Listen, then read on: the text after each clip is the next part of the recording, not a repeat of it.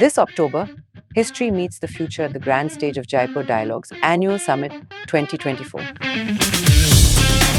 3 days, over 80 powerful voices, more than 15 riveting sessions. Join thought leaders, scholars, and changemakers as we embark on a journey of reclaiming Bharat. Be a part of this transformative experience. Let's reclaim, redefine, and reimagine Bharat together. Register now.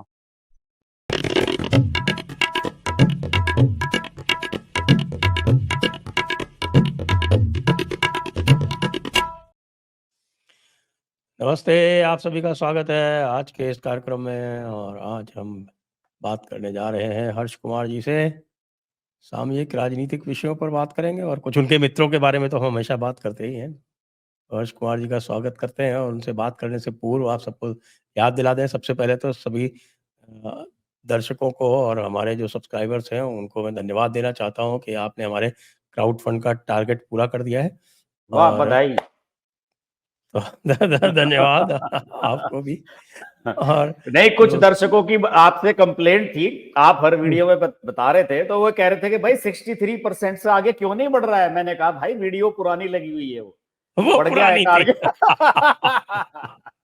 तो आज हम बता रहे हैं आपको कि target पूर्ण हो चुका है, लेकिन फिर भी आप यदि लोग अभी भी कह रहे हैं कि साहब कि हम अभी भी करना चाहते हैं, तो वो QR आपको दे रहे हैं, उससे आप अवश्य कर लें, रजिस्टर करें। और रजिस्टर से करके आपके जो फेवरेट स्पीकर्स हैं उनसे आप मिल सकते हैं, जो नहीं आ सकते वो लाइव देख सकते हैं।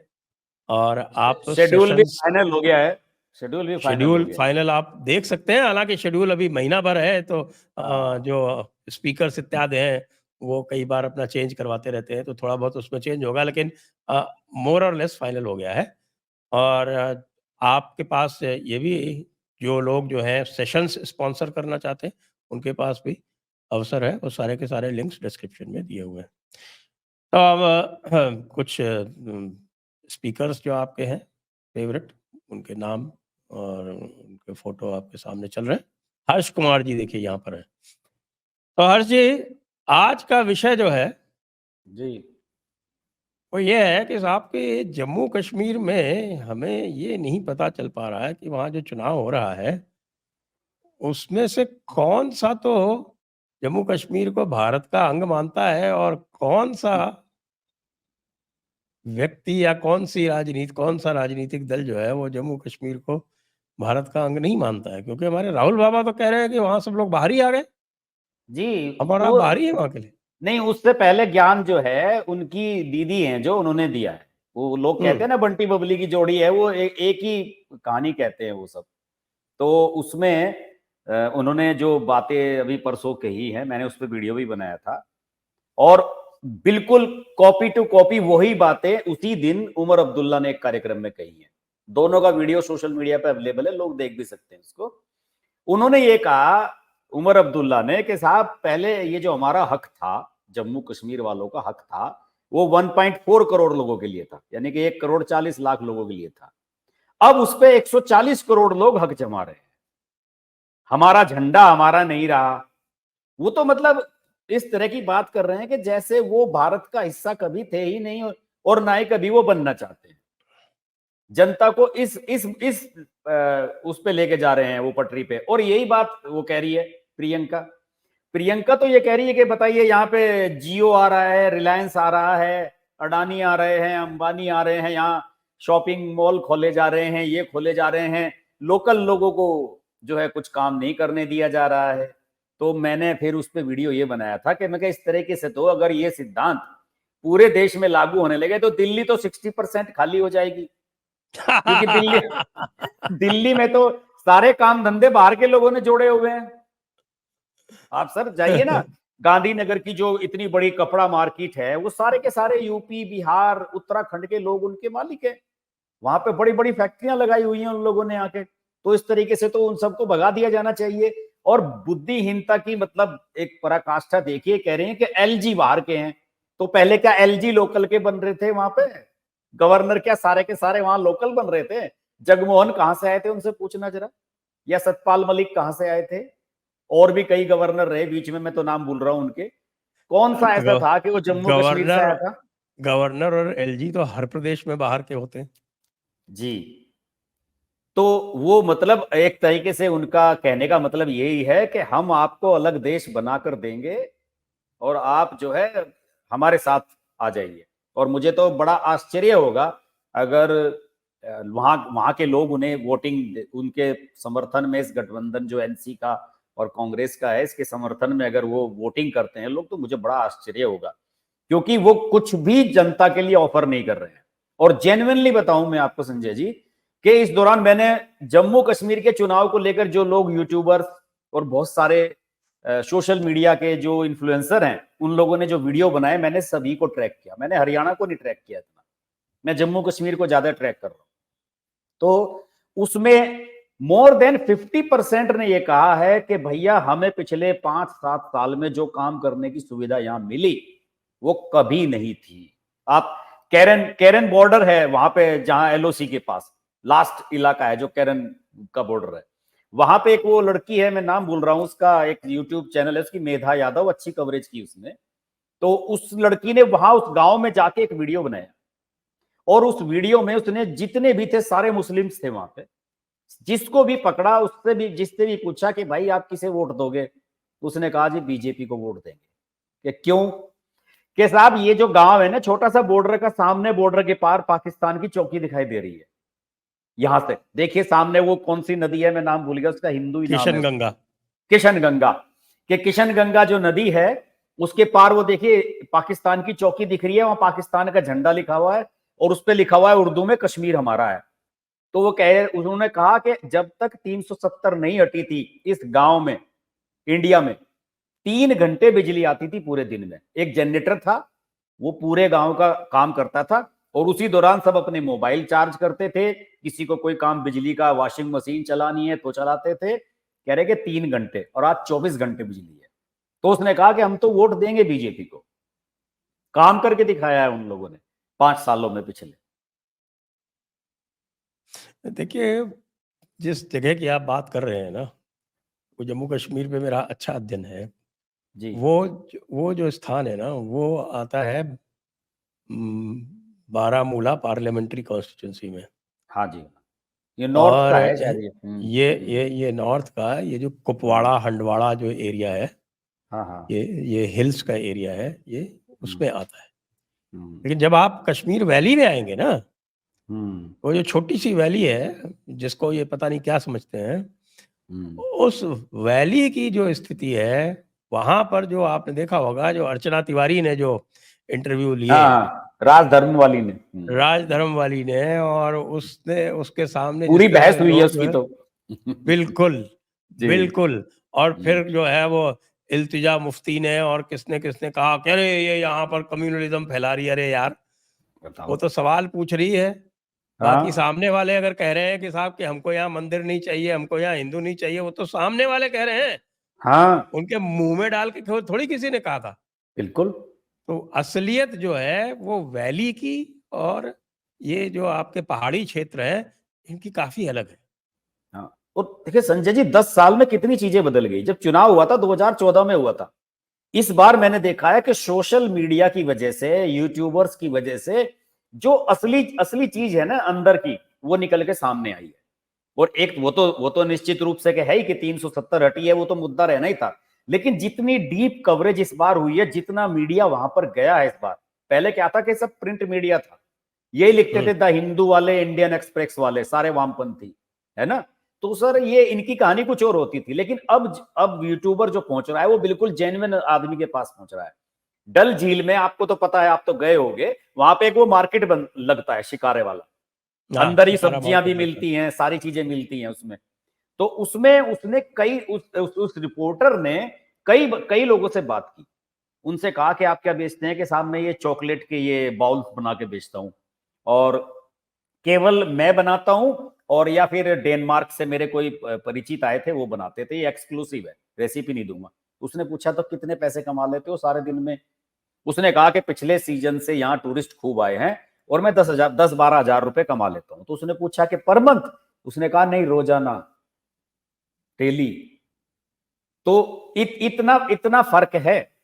इतनी सारी चीजें आई हैं। और देखिए ले दे के मैंने जो निचोड़ देखा लोगों की बातचीत का, लोग बाग ये कह रहे हैं कि भाई बेरोजगारी है। बेरोजगारी तो आप कहीं भी जाओगे, आप हरियाणा में वीडियो बनाओगे वहां भी मुद्दा यही मिलेगा, बिहार में जाओगे वहां भी कहेंगे युवा लोग तो होते ही हैं, युवाओं को तो वो नौकरी चाहिए। बेरोजगारी की डेफिनेशन है, रोजगार का मतलब है सरकारी नौकरी। हाँ भाई अगर जी जी सरकारी नौकरी को अगर आप मान लें कि वही रोजगार का पैरामीटर है, तो साहब 99% तो सदैव बेरोजगार रहेंगे। बेरोजगारी रहने वाले हैं। अगर आप ये सोच रहे हैं कि हर आदमी को 100% सबको सरकारी नौकरी मिल जाएगी, बिल्कुल सही बात आपने कही।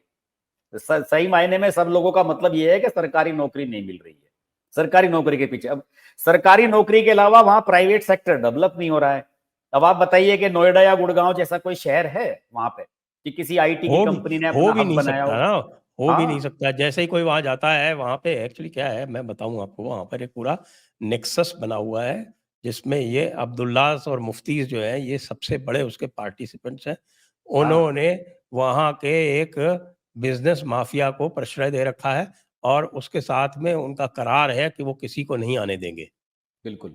और होता क्या है कि जम्मू कश्मीर को ग्रांट मिलती है, जैसे आपके पहले जो होता था, जो असिस्टेंस मिलती है, जो सेंट्रल असिस्टेंस मिलती है, जो हम्म, और जितने भी आपके प्रदेश हैं, उनको 60-40 के प्रोपोर्शन में मिलती है या 70-30 के प्रोपोर्शन में मिलती है। यानी 60% लोन और 40% उसमें से ग्रांट। हम्म, ग्रांट होता है। हम्म, इनको 90% ग्रांट मिलता है। ये जो स्पेशल स्टेट्स हैं, हिली स्टेट्स हैं, जिसमें नॉर्थ ईस्ट के कुछ स्टेट्स हैं, हिमाचल प्रदेश है, उत्तराखंड है, जम्मू कश्मीर है, लद्दाख तो खैर अब यूनियन टेरिटरी हो गया, या जम्मू कश्मीर तो उत्तराखंड होगा। अब तो जम्मू कश्मीर भी यूटी हो गया। तो ये इनको वो हम्म, पहले भी जब स्टेट भी थे तब भी 90% ग्रांट मिलती थी। तो जी जी पैसा इतना है कि उसको ये साइफन ऑफ करने के पूरे चक्कर में लगे रहते थे हमेशा। और जो आप देख रहे हैं कि जम्मू कश्मीर की जो जीडीपी थी वो देश के पहले 10 यूटीज और स्टेट्स में आया करती थी तब भी, और अब तो और भी बढ़ गई। तो ये जो इन्होंने बना रखा है, इसको 35A को यूज करके वो ये कर रखा था कि पूरा का पूरा धंधा, पूरा का पूरा सिस्टम सब अपने लोगों पर। इनके कब्जे में रहे, किसी बाहर वाले को आने ना दिया जाए। बाहर वाला आएगा तो कंपटीशन होगा, कंपटीशन हाँ होगा तो फिर पता नहीं मामला कैसा जाए। पूरे हाँ देश में जिस तरह से कंपटीशन होता है, बिजनेस जी जी चलते हैं, फेल होते हैं, वो सब होता है, वो सब यहाँ होने लगेगा। तो ये जो सोशलिस्टिक पैटर्न जो इन्होंने अपना रखा था ना, टोटल कंट्रोल वाला, उ, उसके मजे ले रहे थे ये। जी। हाँ नहीं, बातों से तो यही लग रहा है। अभी वो किसी किसी का मैं देख रहा था वीडियो, उसमें बता रहा था वो पश्मीना जो बनाता है वो बता रहा था। उसने कहा कि भाई हमारे पास कोई इक्विपमेंट्स वगैरह मॉडर्न टाइप टेक्नोलॉजी है नहीं हमारे पास, हम इसी तरह से बनाते हैं। एक शॉल बनाने में हमें 4 से 6 8 महीने लग जाते हैं बनाने में, तो उसकी कॉस्ट अपने आप ही बढ़ जाती है, वो 8 से 10 लाख रुपए का बिकता है। लेकिन अगर कोई बाहर का आएगा, कोई टेक्नोलॉजी लेके आएगा, नई मशीन लेके आएगा, वो थोड़ा जल्दी बना देगा। और इसी इन सब चीजों से ही लोग डरते हैं। इन्होंने सब जगह कब्जे, जो अभी आज आज ही उसने महबूबा मुफ्ती की बेटी है इल्तिजा, उसने जो है जो एप्पल ग्रोअर्स हैं उनके समर्थन में कुछ एक वीडियो डाला है, मैंने वो पूरा सुना नहीं। वो कुछ कहानी कह रही है अपनी एप्पल ग्रोअर्स को लेके। तो अब जब बाहर की कंपनी आएगी, हो सकता है कि अडानी पहुंचे सबसे पहले एप्पल के, वही ले ले वहां पे बागान, उसी पे अपना लगा दे अपना स्टिकर। तो वो सब चीजें जो है, इनको किसी का भी दखलंदाजी बिल्कुल चाहिए नहीं। ये चाहते हैं कि बिल्कुल उसी वो जो पाषाण काल वाली इनकी परंपरा चल रही थी वही चलती रहे, किसी का जो है ये हस्तक्षेप नहीं चाह रहे हैं। तो इसमें इनके गांधी परिवार भी इन्वॉल्व हो गया है। वो तो हमने एक बार डिस्कस भी किया था कि जिस दिन इनका समझौता हुआ था, तो फारूक अब्दुल्ला की बेटी ने एक फोटो ट्वीट किया था उस दिन, जिसमें गांधी राजीव गांधी, सोनिया गांधी का पूरा परिवार खड़ा हुआ था। पुराना फोटो था कभी 80s का, और उसमें अब्दुल्ला की पूरी फैमिली खड़ी हुई थी। तो उन्होंने तो उनका तो फैमिली टाई अप हुआ है पुराना, उसको उन्होंने जो है री इन्वेंट किया है यहाँ पे। बाकी उन्हें लोगों से कोई मतलब नहीं है। राहुल गांधी भी वही बात कह रहे हैं, वही बात प्रियंका कह रही है, वही बात उमर अब्दुल्ला है, तीनों ने एक बात पकड़ ली है। वो जो बात कही ना मोदी जी ने, कम से कम एक बात बिल्कुल सही कही। हालांकि मैं ये मानता हूं कि वो बहुत कुछ और कर सकते थे, लेकिन उन्होंने ऐसा वहां पे लेफ्टिनेंट गवर्नर बैठा दिया जो कि जिसके पास कोई विजन नहीं था, और उसने एक बहुत अच्छी अपॉर्चुनिटी जो है उसको वेस्ट किया। वो अलग बात है। लेकिन ये जो बात कही नरेंद्र मोदी ने कि भाई ये पूरा का पूरा जम्मू और कश्मीर जो है वो बलि चढ़ गया 3 परिवारों की। हाँ। वही 3 परिवार, उनकी बलि चढ़ गया। तो मोदी जी ने तो मुफ्ती कही, अमित शाह तो जिस दिन ये बिल पेश किया था 370 वाला, अमित शाह ने तो पार्लियामेंट में कही थी ये बात, आप याद कीजिए कि हाँ? 3 परिवारों का ही भला हुआ है। वो स्पीच सुनिए उनकी, उसमें उसी दिन ही कही थी अमित शाह ने। अब अगर आप पूरा पढ़ें शुरू से, मैंने अपनी किताब अनब्रेकिंग इंडिया, उसकी हिंदी वर्जन भी अवेलेबल है, भारत अखंडन, हाँ। उसमें ये पूरा ट्रेस किया है इनका, शेख अब्दुल्ला का। कैसे शेख अब्दुल्ला जो थे वो पहले मुस्लिम कॉन्फ्रेंस हुआ करती थी, बाद में वो टच में आए नेहरू के, तो उन्होंने देखा कि भाई भारत में हमें सेक्युलर दिखना चाहिए, तो उसका नाम बदल के नेशनल कॉन्फ्रेंस कर दिया। और उसी नेशनल कॉन्फ्रेंस के जरिए जो इनके एक आपके स्टेट कॉन्फ्रेंस हुआ करती थी एक अलग से, कांग्रेस के एक जो प्रिंसली स्टेट्स में इनकी जो पार्टी का अंग हुआ करता था, उसका अध्यक्ष शेख अब्दुल्ला को बना दिया। कल्पना कीजिए, इतने नजदीक थे शेख अब्दुल्ला नेहरू जी के हमारे। और नेहरू जी आप जानते हैं लहराने वाले आदमी, तो लहरा जाते थे थोड़ी देर में ही, तो वो लहरा गए शेख अब्दुल्ला के चक्कर में आके। लहरा के उन्होंने शेख अब्दुल्ला को सारी चीजें दे डाली। बाद में पता चला कि वो तो पाकिस्तान में शामिल होने के लिए कवायद कर रहा है, तब उसको बिल्कुल। गिरफ्तार करना पड़ा। अच्छा, ये गिरफ्तार करने के बाद भी देर में पता चलता है इनको चीजों का।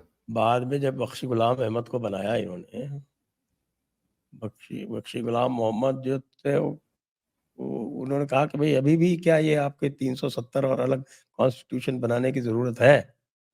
नहीं नहीं नहीं नहीं, ये तो हमारा वादा है, इसको बनाते रहिए, इसको बनाते रहिए। अब उसके बाद 1965 में जब ये सब हो गया, तो ये गुलाम मोहम्मद सादिक थे, उन्होंने भी कहा कि साहब कि अब इसको खत्म कर दें 370 को, 35A को। नहीं नहीं नहीं नहीं नहीं नहीं नहीं। तब तब इंदिरा जी आ गई थी, तो इंदिरा जी ने कहा नहीं नहीं नहीं, तो शेख अब्दुल्ला को वापस ले आई मरे हुए को, और उसको वापस बना दिया चीफ मिनिस्टर। ऐसा चीफ मिनिस्टर जिसके पार्टी का एक भी सदस्य विधानसभा में नहीं था। 1973 में जब शेख अब्दुल्ला वापस चीफ मिनिस्टर बनाए गए थे वापस लाके, तब उनका एक भी सदस्य विधानसभा में नहीं था। मनोनीत चीफ मिनिस्टर थे। कांग्रेस ने सपोर्ट देके उनको बनाया, और बाद में अगले ने ही धीरे धीरे सब पूरा कब्जा करके, और वहां पे सब बीज बोके ये मिलिटेंसी सबको बाहर निकालना सारा काम जो है।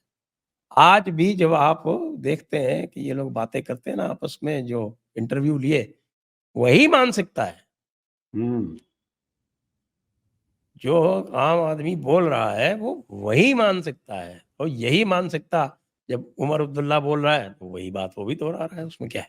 लेकिन आज उसमें इंडियन एक्सप्रेस में एक इंटरव्यू छपा है फारूक अब्दुल्ला का, आज के अंत में ही, और उसका जो टाइटल है, मैंने पढ़ा तो नहीं है पूरा, उसके टाइटल में उसने ये दिया है, उसने ये कहा है कि देखिए 370 को वापस ला पाना तो नजर नहीं आता कि कुछ इससे हो पाएगा, लेकिन जो है कांग्रेस को, जो हमारी एलाइज है, उसे जो है लोगों के डेवलपमेंट और उसके बारे में भी सोचना चाहिए, कुछ अपना विजन इस तरह का देना चाहिए। पता नहीं क्यों इस तरह का उसने बयान दिया है, ये समझ में नहीं आया मेरे। क्या पहले बात नहीं हुई थी इनकी जब मैनिफेस्टो वगैरह जारी कर रहे थे?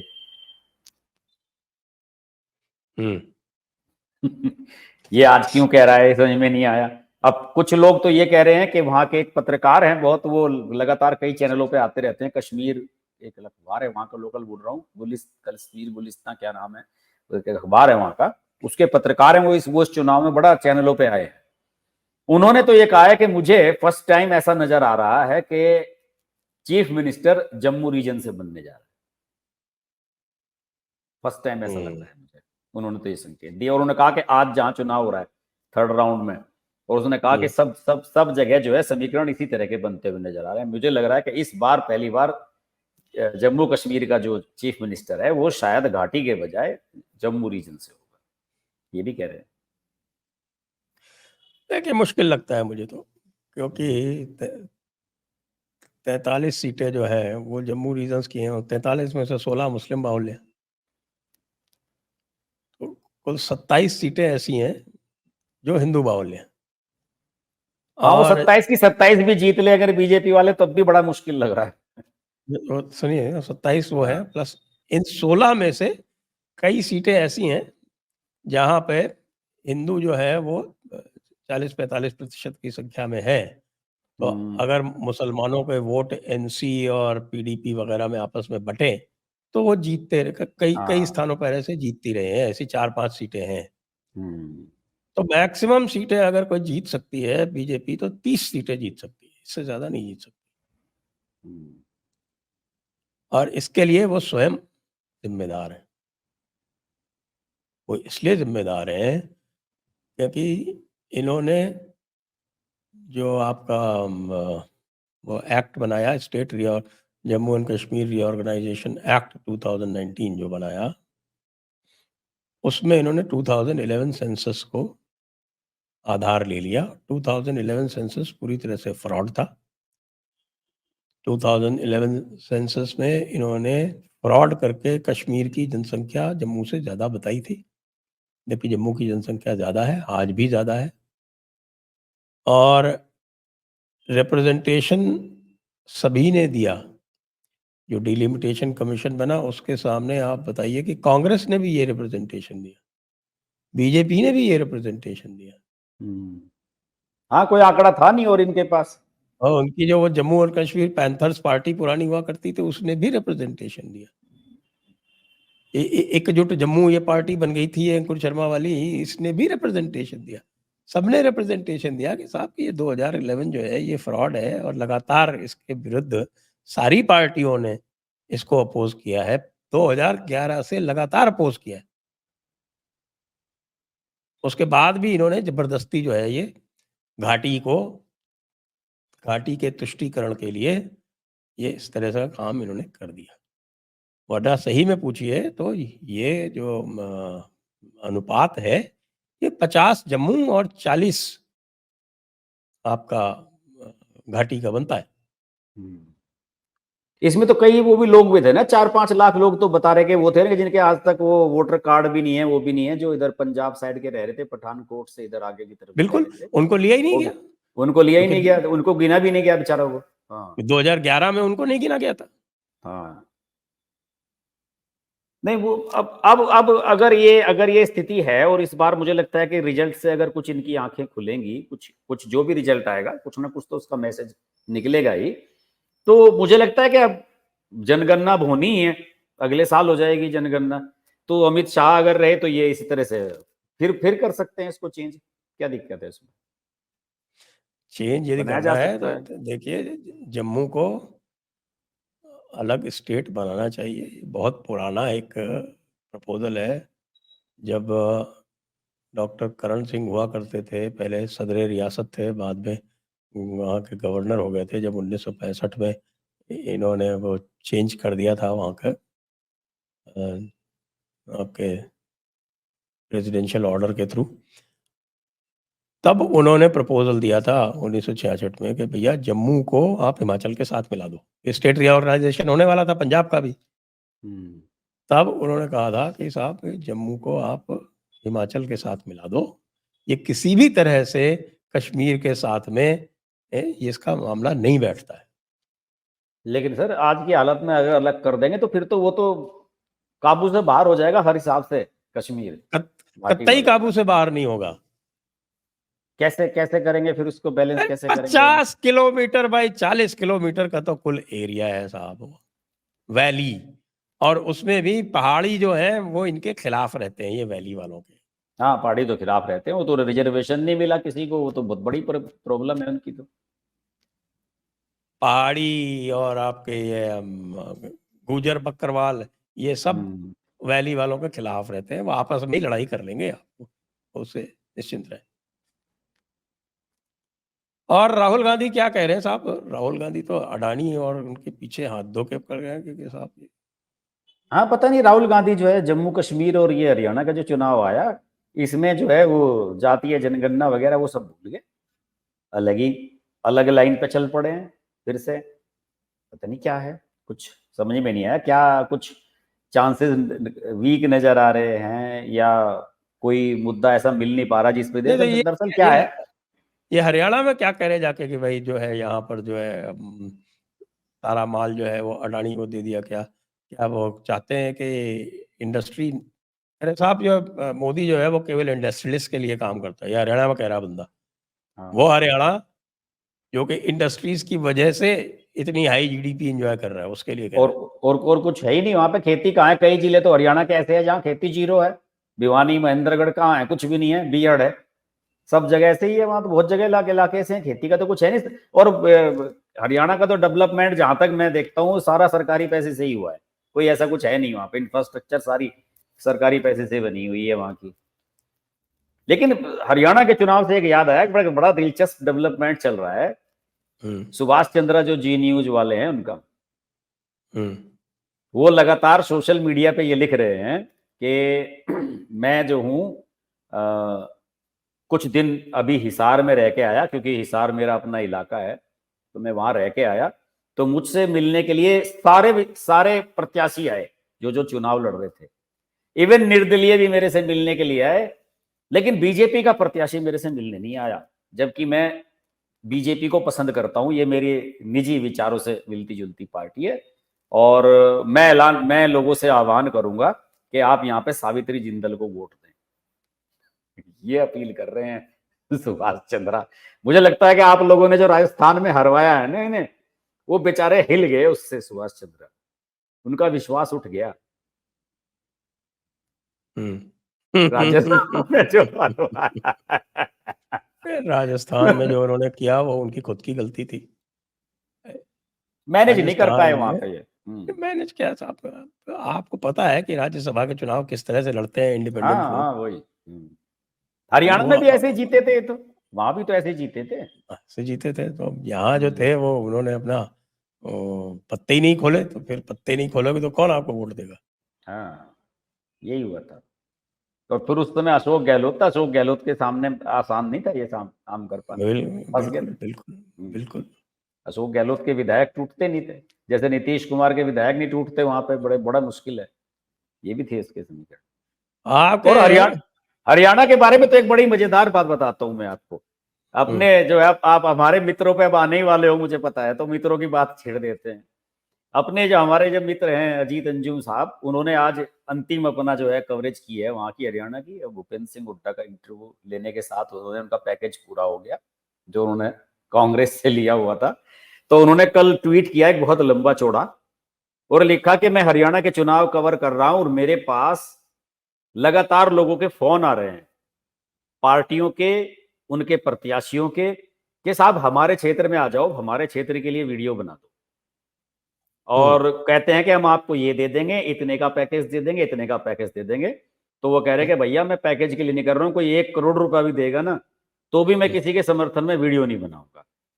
तो मैंने उसे कोट करते हुए अपना ट्वीट लिखा था कल, मैंने कहा कि भाई जब तुमने एक पार्टी की डील ले ली तो तुम्हें वीडियो बनाने के लिए क्या बीजेपी वाला बुला रहा है, या जेजेपी वाला बुला रहा है, या आईएनएलडी वाला बुला रहा है, या आम आदमी पार्टी वाला बुला रहा है?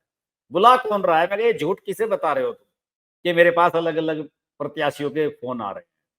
जो कहते हैं अजीत अंजुम बिकेगा नहीं, ये इस तरह की बात कर रहा है। और आज भूपेंद्र सिंह हुड्डा का इंटरव्यू ले रहा है बैठ के। अब भाई उसकी तो बात क्या करें, वो तो आपका हरियाणा से बाहर है, निकलना नहीं है। आपका पुराना खैर खा है, हाँ जी उससे हाँ, क्या बिल्कुल कर सकते बिल्कुल। हैं?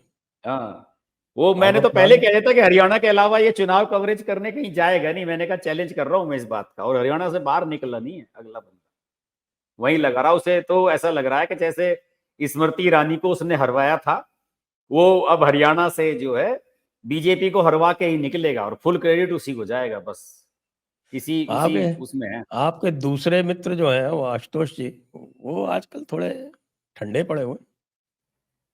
नहीं, आशुतोष तो अब घोषित रूप से कांग्रेस ही हो चुके हैं, प्रोफाइल में जो है नेहरू जी की तस्वीर लगा के घूमते हैं और ये कहते हैं कि साहब मैं तो जैसे जैसे नेहरू को पढ़ रहा हूं तो वैसे वैसे उनके प्रति मेरा सम्मान, मेरे उसमें जो उनका सम्मान मेरी नजर में बढ़ता जा रहा है। वो तो फुल कांग्रेसी हो चुके हैं, खत्म होगी उनकी कहानी।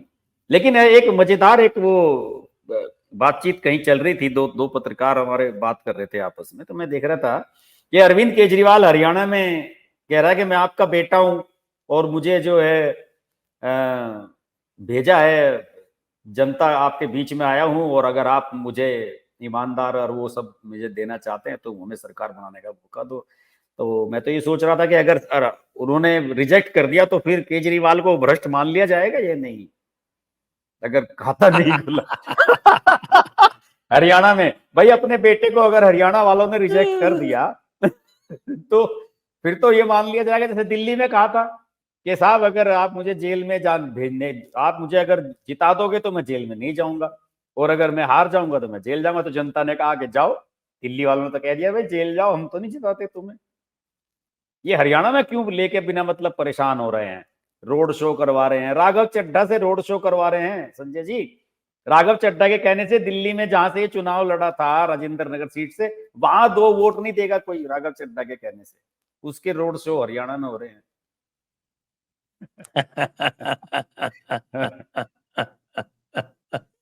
मजेदार अच्छा होने वाले हैं आप अगले 2-3 महीने, बड़े आप दिल्ली के चुनाव तक बड़ा मजा आने वाला है इधर राजनीति में, दिल्ली देखिए की और आसपास के।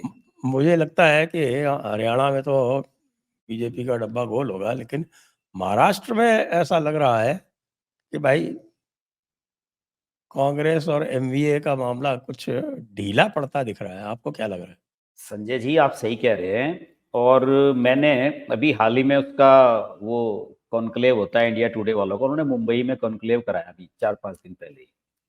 उसमें एकनाथ शिंदे को मैंने तो फर्स्ट टाइम बोलते हुए सुना और मैं कह रहा हूं कि कितनी क्लियरिटी है उस बंदे की बातचीत में और कितना वो डाउन टू अर्थ है। मैं तो बड़ा प्रभावित हुआ एकनाथ शिंदे से। वहां पर पत्रकारों ने उससे सवाल जवाब जो किए उसमें उन सब ने ये बात स्वीकार की कि साहब जो वर्षा है, जो सीएम रेजिडेंस वहां का होता है, उन्होंने कहा कि इतनी भीड़ हमने कभी किसी सीएम के उसमें नहीं देखी जितनी एकनाथ शिंदे के में। ओपन कर दिया बिल्कुल, कोई आए सबसे मिलता है। और उसने अपना वो टैग भी बनाया है कि सीएम मतलब कॉमन मैन है मेरे लिए। मुझे तो लग रहा है कि एकनाथ शिंदे कुछ चमत्कारिक रूप से उभरने वाले हैं। ये बीजेपी के लिए भी दिक्कत की बात है और एकनाथ शिंदे पॉपुलर नजर आ रहे हैं साहब मुझे तो क्षेत्र में अपने, और हो रहा लोकसभा है चुनाव में तो उन्होंने देखिए, साबित ही किया। दो तीन चीजें और भी हुई है ना वहाँ पे एकनाथ शिंदे के लिए, जो आप कह रहे हैं कि एक तो उनकी जो वो लाडली बहना योजना जो हाँ उसका हाँ हाँ, वो भी महाराष्ट्र वर्षन है, वो तो हम्म, पॉपुलर हुआ है। दूसरा जो उन्होंने हम्म, जिस तरह से रामगिरी महाराज के साथ ओपनली खड़े होके और ये हम्म, पूरे आपके ये इस्लामियों को चुनौती दी, और जिस तरह से ये जब ये इम्तियाज जलील गया महाराष्ट्र में, बॉम्बे में गया, ये कह के कि हम 10 लाख लोग जो है हमारे हैं, तो खैर 10 लाख में कितने पहुंचे पता नहीं, लेकिन जितने भी पहुंचे उनको 30 पुलिस वालों ने मार के भगा दिया। हाँ मतलब देखे ना, वो जो एक शिवसेना की जो एक वो ब्रांड होती थी ना, वो ब्रांडिंग होती थी, मुझे तो हाँ बिल्कुल ये बंदा जो है उसी लाइन पे, मतलब वो जो होता है ना राज ठाकरे और बाला साहब ठाकरे का जो मिश्रण है, वो मुझे नजर आ रहा है भाई। मुझे तो रियल में एकनाथ शिंदे जो है वो, मतलब वो टिकने वाला आदमी नजर आ रहा है एकनाथ शिंदे। तो भाई ये टिकेगा। हाँ 30-40 पुलिस वाले अगर मार के भगा सकते हैं, तो मुझे तो लगता है इसका अमित शाह जी को भी थोड़ा सीखना चाहिए। पिछली बार जिस तरह से उन्होंने ये किसान के रूप में गुंडों को अंदर घुसने की इजाजत दे दी, जी। तो हाँ वो ये चीजें हुई हैं। नहीं नहीं, वो सीखना क्या तो बहुत, संजय, क्या सीखना तो आपने बहुत कह कुछ दिया कि साहब चाहिए। नहीं, कोई भी जो है वो लाठी नहीं उठाएगा, तो भाई ये हाँ बातें छुपती थोड़ी है। जब सामने वालों को पता चल गया कोई लाठी नहीं उठाएगा, तो फिर वो शेर हो गए। फिर तो वो लाठी उठाएगा, हम्म सामने वाला उठाएगा लाठी कि तुझे तो लगनी नहीं है लाठी, फिर ये होगा। नहीं ऐसी चीजें तो बहुत सारी हैं सर फॉलो करने की। अब मोदी जी ने कल जो है बेंजामिन नेतन्याहू को फोन किया है, तो पूछ लेना चाहिए था कि भाई ऐसे कहां से लाते हो कि जहां टारगेट बनाया और वहीं जाके फोड़ दिया। सीखने के लिए तो सर बहुत सारी चीजें हैं जो सीखी जानी चाहिए। और मुझे तो लगता है कि जो इस समय देखिए, बेंजामिन नेतन्याहू भी जब आया था मोदी जी की तरह अल्पमत में ही था बेचारा। सरकार बड़ी मुश्किल से बन रही थी। ऐसे नहीं, लोगों को उनके यहाँ जो तो इंटरनेशनल उनके हीरो होते हैं वो अपने देश में हीरो नहीं होते। उनके यहाँ तो अभी भी जो सरकार है वो गठबंधन की है, वो कोई उसकी हाँ, अपनी पार्टी जोड़ की तोड़ अकेले की थोड़ी है। है। हाँ, जोड़ तोड़ की सरकार है वो जोड़ तो। तोड़ की है, लेकिन ये वो उनका उनकी जो निष्ठा, प्रतिबद्धता और उनका जो एक देश के प्रति आग्रह है, जो दृढ़ता है, वो अलग ही लेवल की है। कल वाला वीडियो नहीं देखा आपने जो ईरान को धमकी दी है? खुलेआम कह दिया कि हमारी रीच से बाहर नहीं है कुछ भी। हाँ, तो बिल्कुल कह दिया उन्होंने। तो वो हाँ, दिखा वो दिया ना समझ, भाई। उसने समझ गया कि जनता साथ है आपके इस मुद्दे भाई पे। जो जो ये हाउतीज जो हैं, हम्म। जहाँ पे इसने बमबारी की होदेदा पोर्ट में, वो 2000 किलोमीटर है, तेहरान 1500 किलोमीटर दूर है। हाँ, वो ज्यादा नजदीक है। तो उसके लिए क्या दिक्कत है? उसमें तो कह भी ये दिया, जनता से भी कह दिया कि भाई हम जनता से, हमें कोई दिक्कत थोड़ा ही है, हम तो अच्छा, लेकिन इन लोगों को, आतंकवाद वाले को सपोर्ट करेगा उसे किसी को नहीं छोड़ेंगे हम। अब आप जो है वो हम मुझे थोड़ा बहुत कुछ उद्धव ठाकरे के बारे में अपना मत बताइए। सर, मैंने जब एकनाथ शिंदे के बारे में अपना मत बताया है, तो उद्धव ठाकरे के बारे में अपना मत मैंने ऑलरेडी बता दिया आपको। भाई मैंने क्या कहा आपसे कि बाला साहब ठाकरे और राज ठाकरे, वो जो फायर थी ना, वो फायर नजर आती है। और उद्धव ठाकरे के बारे में तो अब से 4 साल पहले, 3 साल हो गए मेरे ख्याल में, शरद पवार अपनी किताब में लिख चुके हैं कि ये दब्बू आदमी है, इसके बस की एडमिनिस्ट्रेशन चलाना है नहीं। ये 2 साल तक, 2.5 साल चीफ मिनिस्टर रहा, उसमें 2 साल ये चीफ मिनिस्टर के दफ्तर में नहीं गया, अपने घर पे पड़ा रहा। तो उन्होंने तो साफ तौर पे उसमें लिख दिया कि इनमें जो है वो मुख्यमंत्री बनने की योग्यता है नहीं, ये लिख दिया था किताब में। शरद पवार जी की किताब ओपनली वो उसके हिस्से छपे हैं अखबारों में। और उन दिनों सरकार चल रही थी जब की बात है ये, इनकी जब सहयोग वाली सरकार चल रही थी। तो उद्धव ठाकरे के बारे में क्या कहें? उद्धव ठाकरे के तो, और बेटा आदित्य ठाकरे, वो तो बिल्कुल जिसे कहते हैं ना कि कोई पर्सनैलिटी ही नहीं है। वो नेता लगता ही नहीं है, वो ऐसा लगता है जैसे नोएडा के किसी आईटी कंपनी में काम करने वाला एग्जीक्यूटिव हो। वो नेताओं वाली बात ही नहीं है। तो साहब बनेंगे बनेंगे कहां से, क्या कर पाएंगे? मुझे तो लग रहा है कि एकनाथ शिंदे इस चुनाव में वो रियल हीरो हैं, रियल शिवसेना प्रूव कर देंगे वो, कि अगर टिकट विकेट इन्होंने सही तरीके से सेटिंग कर लिया आपस में और बांट लिए सही तरीके से टिकट, तो एकनाथ शिंदे हीरो, मेरे हिसाब से एकनाथ शिंदे हीरो बन के निकलेंगे। और संजय राउत का क्या होगा? संजय राउत तो जेल जाने वाला है। किरीट समाया पीछे पड़े हुए हैं उसके। उनकी पत्नी को पता नहीं अनाप शनाप क्या क्या लिख दिया और छाप दिया उसमें सामना में, और फिर उसकी कटिंग सोशल मीडिया पे शेयर करवाई है। तो उन्होंने तो कहा है सारे हटाओ, ये कैसे आपने कर दिया? तो कोर्ट का तो इसमें मेरे ख्याल में अभी उन्होंने हाई कोर्ट में के लिए उन्हें दिया है, छूट दिया है 30 दिन का। देखते हैं क्या होता है। संजय राउत का क्या होना है, क्योंकि संजय राउत जैसे लोग कोई ये मास लीडर थोड़े ही है, इन्हें कोई पूछता थोड़ी है। राज्यसभा का सांसद बना हुआ है, और क्या बताओ, इसे कहीं विधानसभा का चुनाव लड़ ले, पता लग जाएगा संजय राउत कितने बड़े नेता है। अच्छा, आप उत्तर प्रदेश में जो घोषणा हुई है समाजवादी पार्टी की ओर से कि साहब के अब जो है वो बीजेपी तो नहीं जीतेगी, योगी जी को बाहर जाना पड़ेगा क्योंकि यहाँ पर मुसलमानों की जनसंख्या बढ़ गई है। वो एक तो वो एमएलए है महबूब ना, अली है, वो बिजनौर वाला। महबूब अली, उसका बयान आया है। उसने घोषणा कर दी है। तो अब आप क्या सोचते हैं, योगी जी क्या नहीं, करेंगे? मैं तो सर ये पूछने आपसे पूछूंगा ना ये बात, कि ये जो नई वो आई है भारत की, जो ये क्या कहते हैं इसको, भारतीय क्या है, न्याय संहिता, और ये भारतीय नागरिक सुरक्षा संहिता, इसमें क्या, इसमें ये कोई हेट स्पीच के दायरे में नहीं आता? कोई इस तरह का प्रावधान नहीं है इस पे मुकदमा करा दिया जाए है ना, महबूब अली पे? योगी जी तो जरूर इसमें ढूंढ रहे होंगे कुछ नुक्ता इसमें। धारा 313(2) अच्छा, उसमें क्या है? BNSS, अच्छा। जो पुरानी जो 153A हुआ करती थी ना हाँ हाँ हाँ। आपके पहले एक 153 होती थी। हाँ सुना है। 153 ए होती थी, promoting enmity between different groups on grounds of religion, race, place of birth, residence, language etcetera. तो वो अब हो गई है 194 BNSS। तो 194 लगा दीजिए, क्या दिक्कत है? हाँ मैं या यही फिर तो कह रहा हूँ। उस पे नेशनल अफजल इंटीग्रेशन की है अफजल 153B। अंसारी पे भी तो लगाई है इन्होंने। अफजल अंसारी ने पता नहीं क्या बयान था उसमें, कोई वो गांजे वांजे का उसका युवाओं को इस्तेमाल हाँ करने हाँ हाँ की हाँ। उस बारे में कुछ बयान दिया था ना अफजल अंसारी ने, लगा दी उस पे, FIR दर्ज हो गई है इसमें। एक 153B होती थी, इम्प्यूटेशंस, हाँ असर्शंस प्रीजुडिशियल टू नेशनल इंटीग्रेशन। वो अब 195 है, 95 लगाइए, क्या दिक्कत है? बिल्कुल। हाँ ये तो कुछ नहीं है, ये योगी जी के लिए सब बाएं हाथ का खेल है, सब समाजवादी वाले सब ऐसे ही कहते रहते हैं। और ये इस तरह की बातें कह के ना, वो जो हिंदू अभी चुनाव में बट गए थे उन्हें वो फिर से पोलराइज करेंगे, इस तरह की बातें जो हाईलाइट होंगी, इस तरह की ये बातें करेंगे तो इसका तो फायदा होगा। हाँ योगी जी को तो फायदा होगा इसका, भाई योगी जी तो भाई करते रहो देखिए, बकवास। हरियाणा में सबसे पॉपुलर तो इस समय योगी जी ही हो रहे हैं।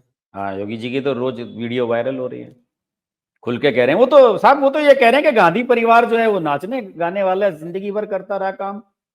कल वीडियो चला उनका, बड़ा पॉपुलर हुआ। उन्होंने कहा कि आप जो है प्राण प्रतिष्ठा समारोह को ये कहते हो कि ये नाचने गाने वालों का इवेंट है। भाई तुमने सारी जिंदगी नाचने गाने का काम किया है, तो किस तरफ इशारा कर रहे हैं संजय जी वो? ये प्रश्न मैं भी कल पूछ चुका हूँ, मैं वो लेना नहीं चाहता। एक देखिए, अच्छा। एक मुकदमा मेरे खिलाफ हो चुका है। अरे उसमें तो कौन? आपके बल्ले बल्ले हो गए, स्टे मिल गया है आपको। हाँ आप उसके चक्कर में पड़ रहे हो। वो बस आपके अब देखिए इन मुकदमों उस की क्या हुआ है, सारे बेंगलोर में और वहां मुकदमे हो रहे हैं। तो निर्मला सीतारमन पे मुकदमा हो रहा है, वित्त मंत्री पे, किसी भी मामले में मुकदमे हो जा रहे हैं। तो जहां का चीफ मिनिस्टर जेल जाने के लिए तैयार बैठा हुआ है, सर उन मुकदमों की क्या फिक्र बिल्कुल सही है। कर।